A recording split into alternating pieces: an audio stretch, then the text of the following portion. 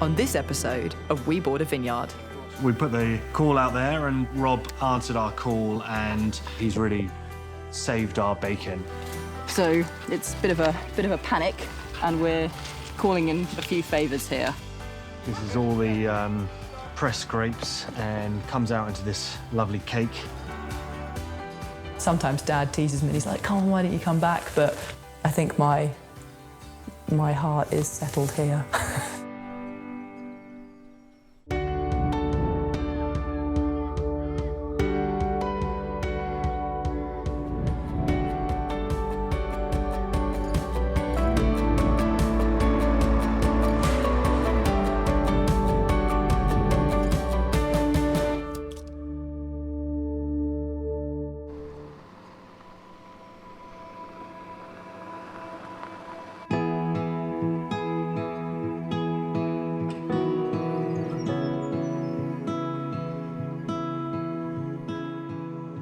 The long days and sometimes longer nights are in full swing as we embark on our first solo vintage as owners of Zig Zag Road Winery.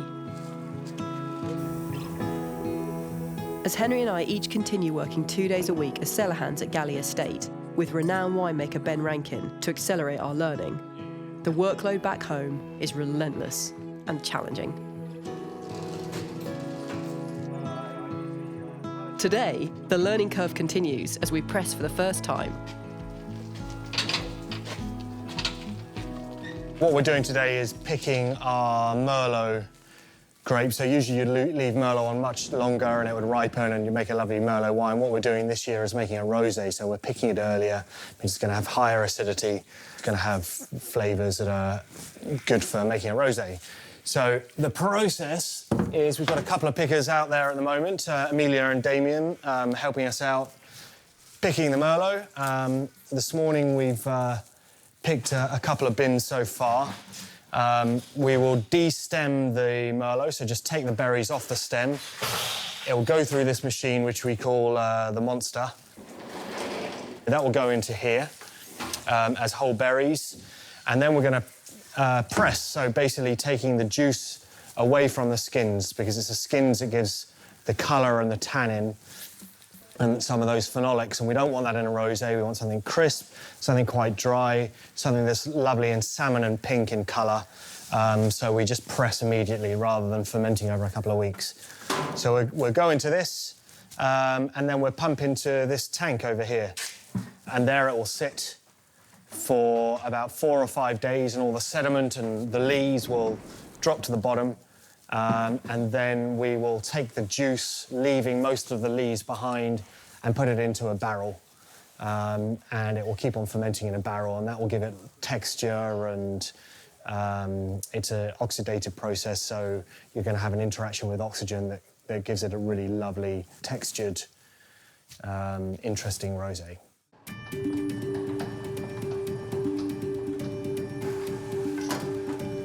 Yeah, this is the first time we've done this. I've been on the phone to Ben Rankin this morning and sent him an email and gone over notes. I understand the process, and I've made white wine before, but I've never made Merlot, and I've never made white wine in this winery. So there's quite a lot that can go wrong, so we're a little bit anxious at the moment.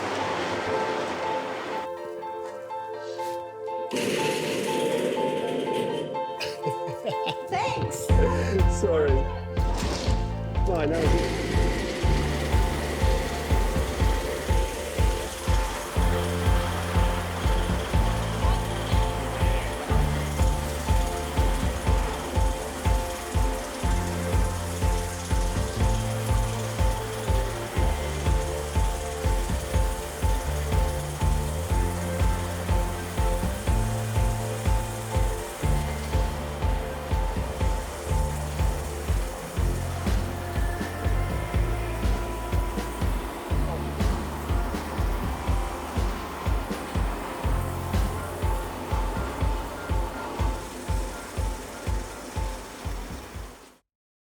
Yeah, it's not for lunch, and then we'll start on those 3 rows afterwards. There's just a few more Merlot up there. Yeah, cool. And I will go and pick up that Merlot. Is it down on the tractor? Cool, perfect, perfect. I'll go and grab them out of the sun. Just gonna get a bit of sulphur on them as well. Quite a warm day. Well, it's a beautiful day. It's 22 degrees, but you just don't want grapes in the direct sunshine. So I'm just adding a teeny bit of sulphur, and sulphur is, it just protects against oxygen, and it binds a bit of colour, which we don't want with rosé, but it's a way of just kind of keeping it free. Move this over here. And out of there, just for a second. It covers the bottom, and then I'll shovel some berries in, and then... Filling the basket press entails creating layers of stems and then berries. We include the stems to ensure a more even press of the fruit. Yeah, let's have a look. Yeah, put quite a few more, just give it a big tip.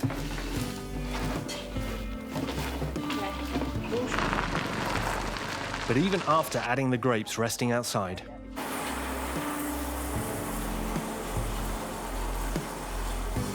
it doesn't take long before we realise we have a problem. Thing that stops it. We still don't have enough grapes to fill the press. If we get Amelia, if those guys are up for it, Yeah, I think so. and then everyone out just picking as quickly as possible. How much? We need about same again. Two. We could. Because where does the? Because it's You see the thing Oh, there. yeah. It's as high as that. So and it doesn't go as low as. if we got it up to there, it might be all right. But so yeah. Yeah, I'll go and get them. So start with the Merlot. Just pick under the nets, and then we'll go on to the Cabernet. You want me to go out there too? Yeah, I'm going to join as well.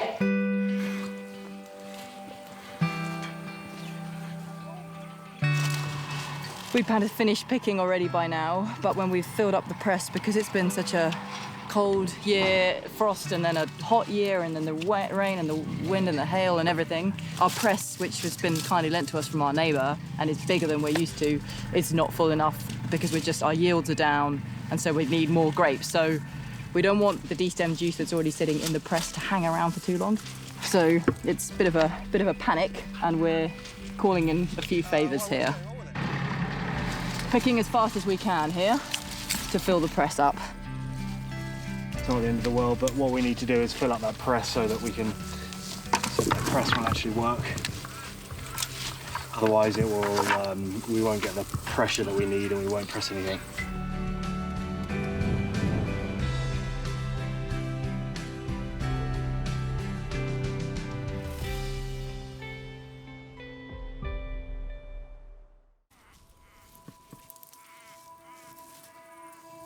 When we bought the property off Eric and Anne, we kept their sheep. And sheep are really, well, we've got mixed feelings about them. But they are good for the vineyard because in winter, when all the grapes are off, we'll put them into the vineyard and they will keep the grass down. They're fertilised with their poo. And yeah, they're just good animals to have in a vineyard, and they obviously don't eat the vines or anything like that.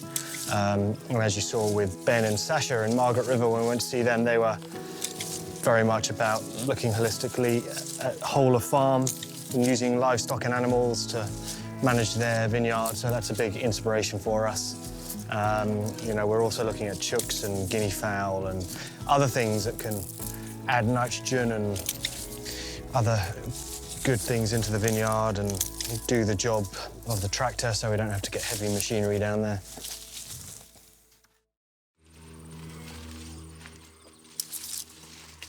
With the extra pick almost complete, the size of the berries is cause for frustration. It's just a quite painstakingly slow process. So I'm trying to manage my anxiety a little bit. But every snip, you're just getting these sort of, you know, tiny little things. And of course, they all have to come off. But what we'd really like now is big bunches of grapes. Swollen with juice, but that's not what we're getting at all.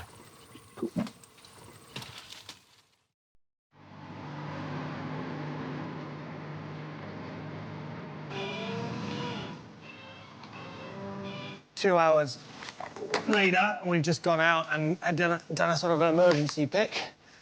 And we've now hopefully got enough in this basket press to actually run it. So the idea is to get it sort of full enough that we can get the pressure on top.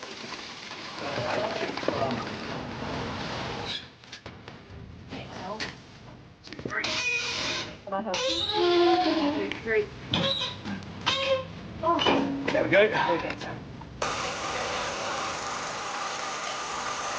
so this is showing us how much pressure there is. So this is just a free-run juice. So we're hardly putting any pressure and it's just juice coming out. So it's nice and light. This is the best quality. And then the harder you press, the more tannins and things you extract. So this is going to be lighter in colour. As we get further down, it will be darker in colour. So we're trying to get the right colour.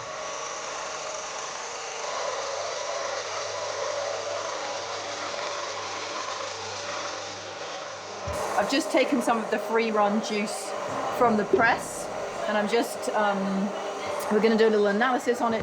Henry! This is just grape juice that we've pressed so far, and obviously we want to see what its temperature is at the moment, what its sugar level is at the moment, and what its the kind of the acidity it's at. So what I'm doing is, this is called a hydrometer, and you've got your Beaumet reading here from -2, which is bone dry, to 15, which basically would translate to 15% alcohol. So pop that in there. It's about 12.3 Beaumet. So that means that when you ferment all of that sugar in there to dry, you would get an alcohol of about 12%, which for a rosé is good. You don't want anything too alcoholic or too ripe. You want something dry and quite acidic.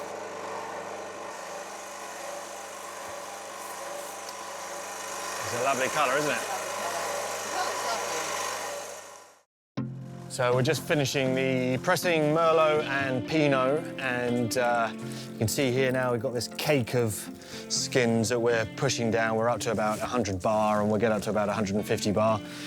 So far we've made 350 litres, or we'll get about 400 litres by the end of the day. So that's about 500 bottles of wine. The Merlot, the grapes are very small, so you don't get a huge amount of juice, which we knew anyway, so it's not going to be a lot. But it's been a good, pretty stressful, anxious day, but I'm feeling much happier now. We've got juice coming out, and wine is going to be made. The juice itself tastes really good. The colour's looking lovely. Definitely will do things differently next time I use this machine and next time I press, but it's not a complete disaster, and wine will happen.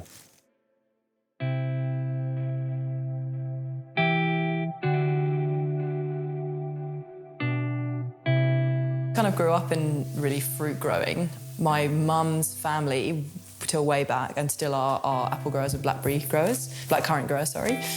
Everyone's a blackberry grower, but blackcurrant and apples. That was over in the east coast of the UK in Suffolk. And so I grew up on the farm, kind of always in that environment. And then in the sort of mid-90s, my mum and dad, well, particularly my dad, they started a business called Blue Skies, and basically it is working a lot with smallholder community growers initially in Ghana, so West Africa. Pineapple, mango, pomegranate, passion fruit, and coconut.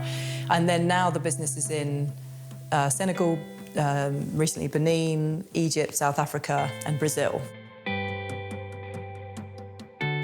Dad set it up when I was about 15, 16, and so my work experience was going out there.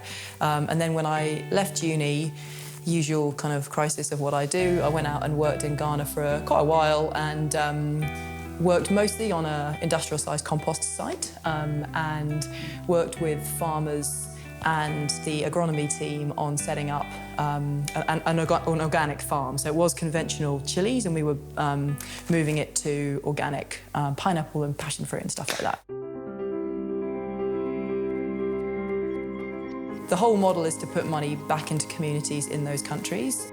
So it's a kind of no expat model. So the top men and women, and a lot of women who run those businesses are all from those countries, and that's the intention. Is that we call it a joint effort enterprise. Everyone works together, and everyone brings different skills and values. But the value of kind of respect and collaboration is the kind of the core business value. Yeah, we've won Best White Wine Show and Best White Wine of the Chardonnay and the People's Choice, which we were. So not just the judge's choice. I really love that business, and it's a constant challenge for me to not go back. And sometimes Dad teases me and he's like, "Come on, why don't you come back?" But actually, to be honest, I think I just need to do my own thing. I also really enjoy doing the kind of very local, immediate community impact. So that is true of all of those countries there, but it's a global network, whereas I really love our just super, super small scale, really connected in. It's a cool model, and I'm very proud of it and what they've built as a kind of global team. But I think my heart is settled here.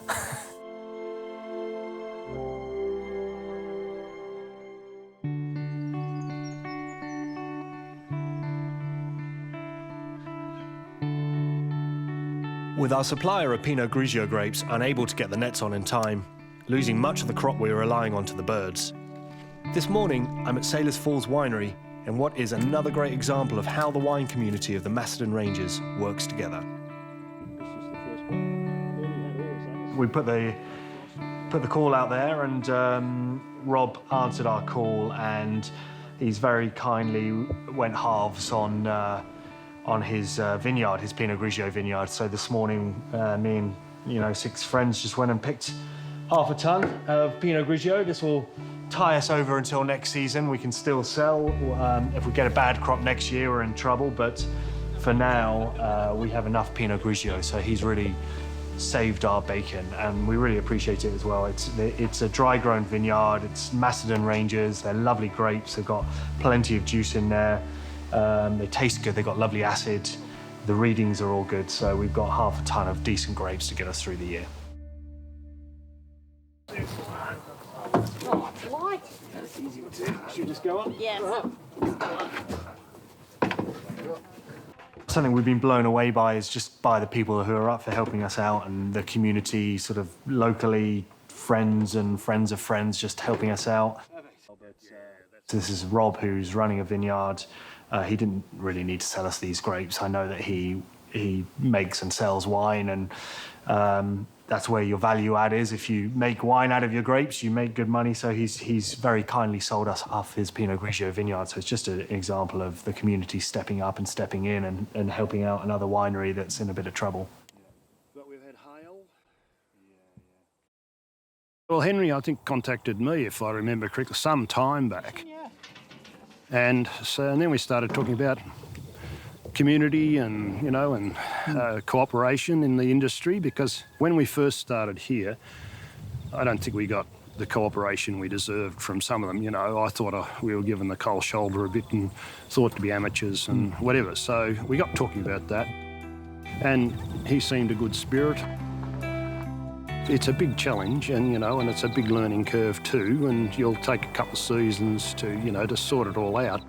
Once you get the routine and going, but good on them.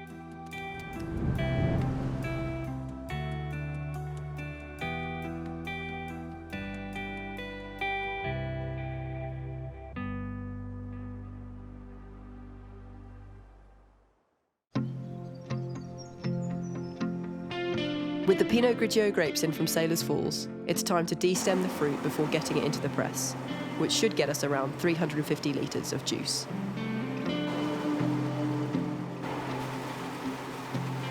But halfway through de-stemming, we have a problem with the monster. It just looked like it fell down. Like Halfway through de-stemming, the de-stemming grate fell off and it's kind of smashed into the machinery. It's fine, it's fixed, but it's quite loud and scary. Yeah, when we took this on, we didn't really understand too much about this part of it. One of the draws of becoming getting into farming is because we wanted to sort of just be a bit more practical and learn how to look after ourselves and fix stuff. But obviously that doesn't happen overnight, so it's taking us a long, long time just to, I'm really embarrassed to say it, but it's things like using a spanner and using a drill and all these things. It's just, as a city boy, I didn't really know how to do. And now we're a year and a half into it, we are well advanced and have picked up those basic foundations, but still have a long, long way to go. But we're actually quite energized and excited by it. It's cold.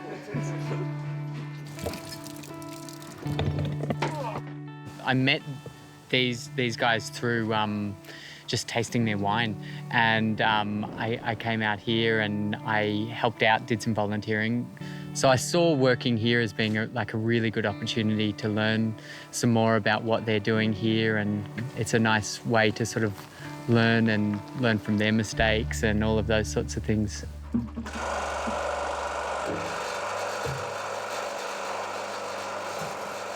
After pressing the juice and getting it into the tank, it's time to reveal the cake.